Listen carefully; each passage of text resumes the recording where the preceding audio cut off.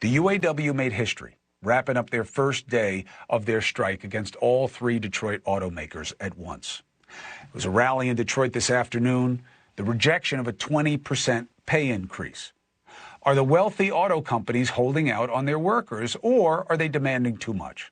Let's discuss with someone who knows the issues from labor's side, the former United Auto Workers President, Bob King. Bob, thank you for joining us.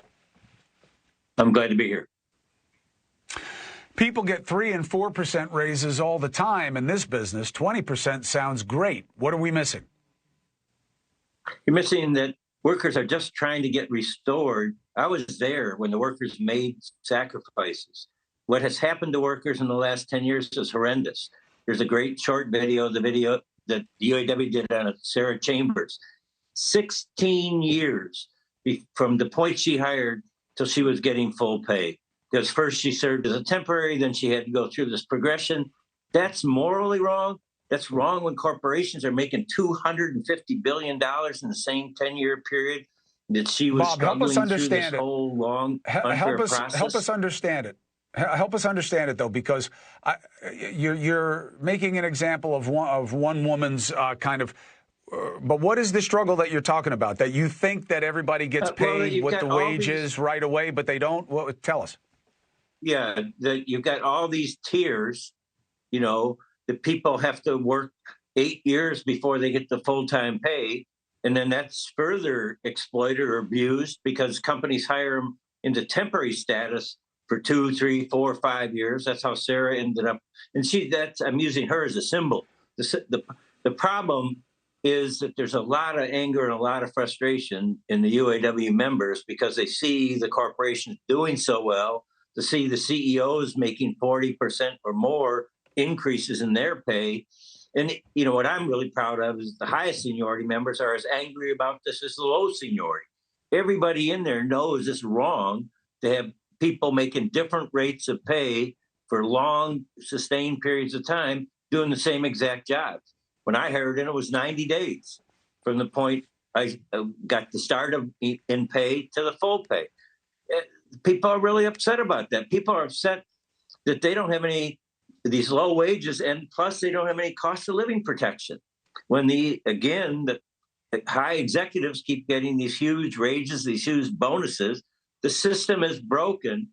And what I hope people understand is these are not Shawn Fain's anger. This is not Shawn Fain's issues. Shawn has been out talking to the members for his election, and since he's been elected, he is reflecting the anger and frustration felt by the UAW members. The current president of the UAW is what you're talking about. Well, that's what his job is. Let me ask you, politically, how important is the role of the president? Do you believe that Joe Biden has the respectability and the feel to come in and be the bridge? I think he should be. I think he should have done a lot more already.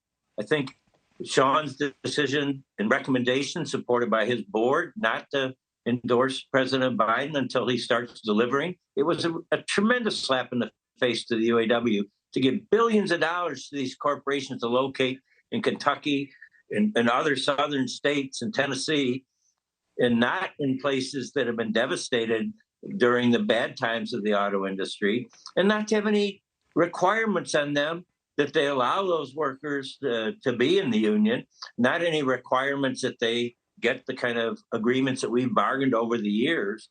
I'm happy he came out with a statement yesterday, but like you've been saying it in the beginning of your show, words are not the issue. It's the issue.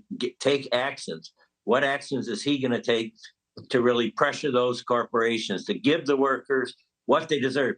20% sounds like a lot right now, but when you think about it, this is a 10-year recruitment that we're trying to achieve for those workers.